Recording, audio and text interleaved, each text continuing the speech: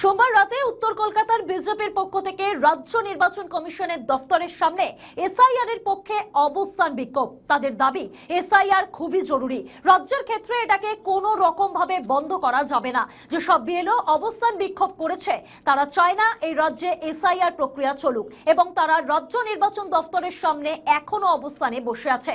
তাদের দাবি বন্ধ করে দেওয়া হোক, এমনটাই দাবি বিজেপি নেতৃত্বের। এই বিক্ষোভে উপস্থিত ছিলেন সজল ঘোষ থেকে শুরু করে তমগ্ন ঘোষ ও অন্যান্য বিজেপি নেতৃত্ব। কি জানাচ্ছেন তারা শুনুন।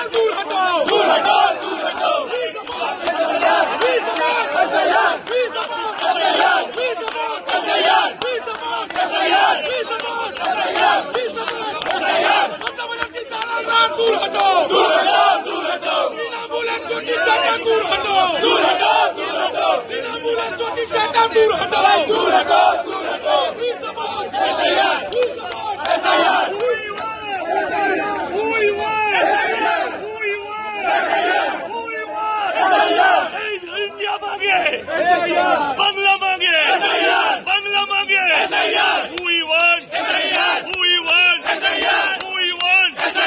डेमोक्रेसी मांगे, बांग्ला मांगे, बांग्ला चाय, श्रमिक चाय, मनुष्य चाय, we want, আমাদের ভিডিও ভালো লাগলে লাইক ও শেয়ার করুন, কমেন্ট সেকশনে আপনাদের মতামত জানান।